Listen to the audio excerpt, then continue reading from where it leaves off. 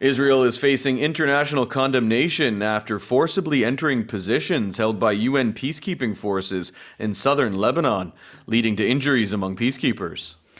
이스라엘이 레바논 남부의 유엔 평화유지군 주둔 지역에 강제 진입해 유엔군 부상자가 나오자 이스라엘에 대한 국제사회의 비난 여론이 쏟아졌습니다. What do we know? Well, in a statement from the UN interim force in Lebanon known as UNIFIL, it said 2 Israeli Defense Forces or IDF tanks destroyed the main gate of a post near the Israeli border and forcibly entered the position to, some articles said request, some articles said demand that it turn out its lights. And this was very early on Sunday morning. About 2 hours later, the statement said that rounds were fired nearby and then smoke entered the camp, and this caused 15 peacekeepers to suffer skin irritations as well as stomach issues. So we say here that they were injured. Are those injuries? That's a little bit of a stretch, to be honest with you. It wasn't that. Right. Now, the IDF offered quite different versions of these events. The IDF said that they had encroached on this UNIFIL position kind of accidentally. They backed into the gate because they were trying to evacuate one of their soldiers who had been wounded in that area by an anti-tank missile. They said and then the smoke, they said it was a smoke screen they'd put up to help them in the evacuation. They said they'd maintain contact with UNIFIL the whole time, and there was no threat to their forces due to their activities here. Right. Now, UN Secretary General Antonio Guterres, he very clearly is quite biased when it comes to this situation. He's always really attacking Israel. He said that any attacks on peacekeepers may constitute a war crime and that UNIFIL personnel and its premises must never be targeted. Doesn't sound like the IDF was targeting their positions at all. So that's quite strong language that he's using. Israeli Prime Minister Benjamin Netanyahu, he had told UNIFIL to immediately get its troops out of harm's way in a statement. He's been saying this repeatedly, that they are not doing their job there at all. Get out of the way. He's saying that Hezbollah is using the proximity to their camp as kind of a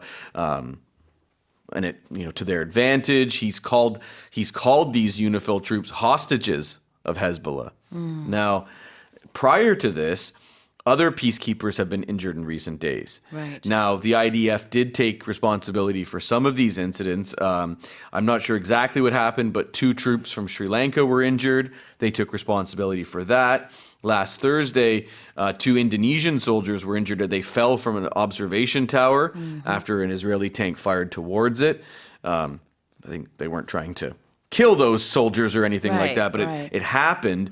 And a lot of Israel's allies, and especially in Europe, really were angry about this. France, Italy, Downing Street, which is the UK government, they said they were appalled by this. Of course, Netanyahu is saying European leaders should be directing their criticism towards Hezbollah, not Israel. Yeah. And he has said several times that UNIFIL's failed to stabilize this region. They have not prevented Hezbollah fighters from operating in this region, which is one of their main reasons they're even there. Hezbollah, of course, being the armed forces of Lebanon. No, not the armed forces of Lebanon. It's a militia funded by Iran. Funded by Iran. All right.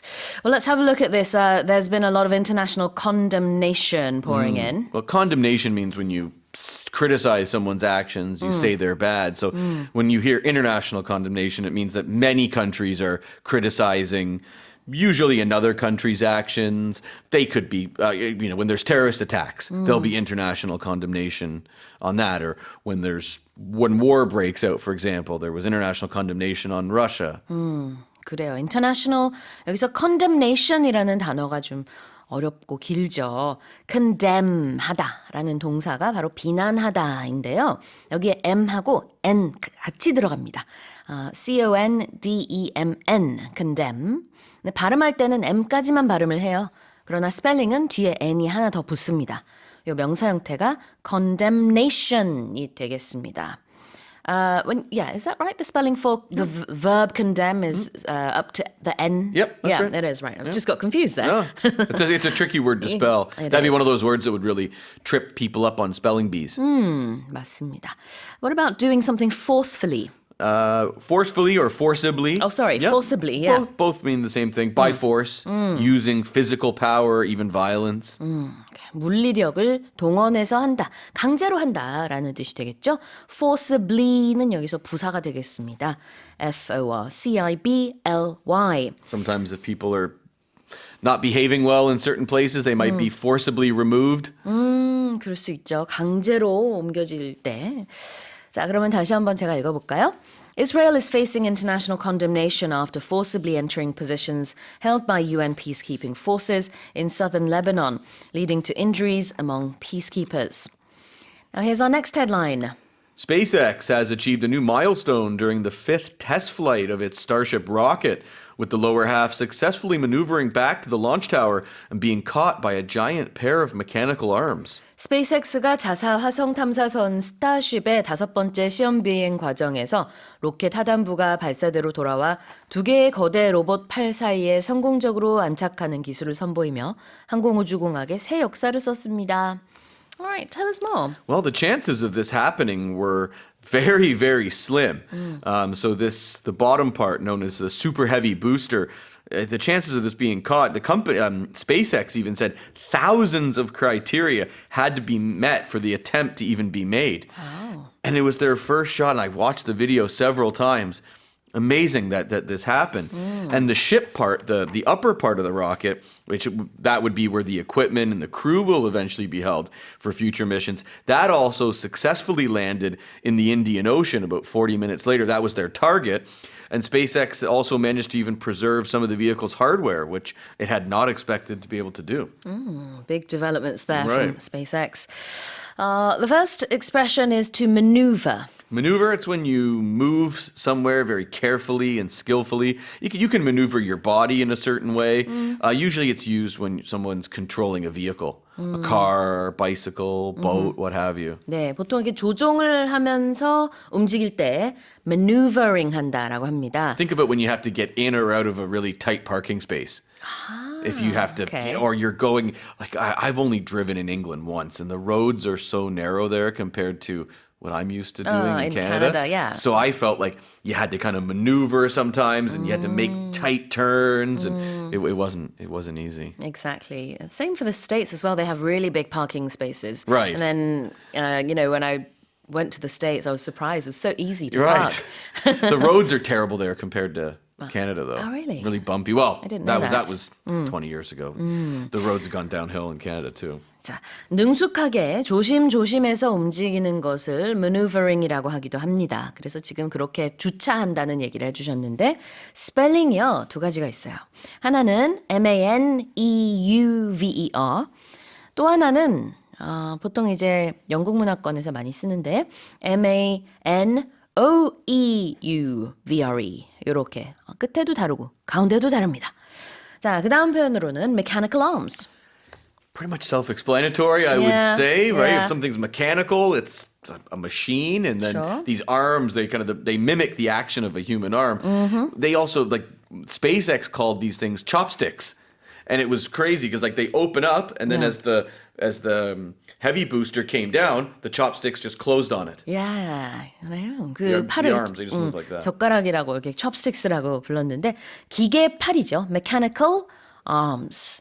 우리 그냥 보통 우리가 샤프라고 하는 거 있잖아요. 이게 사실은 영어로는 mechanical pencil이라고 합니다. 그래서 이제 뚝뚝뚝 눌러가지고 하는 원래는 이게 아마 고유명사가 아니었을까. 근데 지금 보통명사처럼 우리가 쓰긴 하는데 그 샤프라는 이 말이요. 영어로는 mechanical pencil이라고 합니다. 자, 다시 한번 제가 요 헤드라인 읽어볼게요. SpaceX has achieved a new milestone during the 5th test flight of its Starship rocket, with the lower half successfully maneuvering back to the launch tower and being caught by a giant pair of mechanical arms. Now let's move on to the final headline. Props and items from the popular TV series Game of Thrones were auctioned for over $21 million. with the top dollar item being the very thing the characters in the series vied for, the Iron Throne. 인기 드라마 시리즈 왕좌의 게임 소품들이 경매에 나와 2,100만 달러, 우리 돈으로 약 283억 원이 넘는 수익을 거둬들인 가운데 이 중 가장 높은 판매액은 시리즈 등장인물들이 쟁탈전을 벌였던 바로 그 문제의 왕좌인 철왕좌에서 나왔습니다. Are you a Game of Thrones fan? No. Okay. I don't that like, makes two of us. I then. don't like those kind of, I don't know, dragons and swords and all that kind of. Well, I know that some people love it. Oh, people love it. Yeah. My wife and I watched. I think she watched all of it. I got through I watched the first season. It's just not my kind of. Okay. Not my kind of thing. Yep. But people who are into it just love it. And Obviously. Right. $21 million was raised. There was something like 4,500 bidders for over 900 items that were from the series. Now, we mentioned I got really interested in this, and I went through so many articles because we talk about the Iron Throne. So someone paid $1.49 million for, which is 10억. Yeah. It was not the original. It's a replica. So the original still remains in the Warner Brothers Discovery archives. The thing that everyone bought was this touring Iron Throne, meaning so it was a replica made of plastic, and it was molded from the original one that they used on the set, and it was made for promotional events and tours like Comic-Con and Hollywood premieres and Game of Thrones, these touring exhibitions that went around the world. So someone paid $1.5 million for a plastic replica of the big chair. 그만큼 좋아한다는 얘기겠죠. 이 TV 시리즈에서도 이제 캐릭터들이 쟁탈전을 벌이고 정말 너도 나도 다 탐냈던 요 왕좌, 그 철 왕좌, Iron Throne. 이게 레플리카라는 건 이제 복제품이란 뜻이죠. 진짜 그 TV 시리즈에서 쓰였던 그거 말고요. 그걸 이제 똑같이 만든 레플리카인데 그게 이렇게 엄청난 금액, 우리 돈으로 한 20억 원 정도에 낙찰됐습니다. Alright, so when we say the top dollar item, we're talking about the most expensive item? Right, something, Okay. top dollar, very high price. So here it's used as an adjective, top-dollar. There's also the phrase to pay top dollar. There'd be no hyphen in that case. And that means to pay a lot of money for something. 그래요. 돈을 굉장히 많이 낼 때 pay top dollar라고 할 수 있고 여기서는 형용사로 a top dollar item, the top dollar item 이런 식으로 가장 높은 액수로 낙찰된 아이템이라고 했어요. A lot of people vied for this. You vie for something, you compete for something. So there's several teams now. They're vying for the KBO championship at the moment. Yep. vie, V-I-E 이렇게 쓰고요. vie for something, 무엇을 가지려고 경쟁하다, 겨루다. 자, 다시 한번 읽어보겠습니다. Props and items from the popular TV series Game of Thrones were auctioned for over $21 million, with the top dollar item being the very thing the characters in the series vied for, the Iron Throne. And that's it for our 5 headlines today with Ray.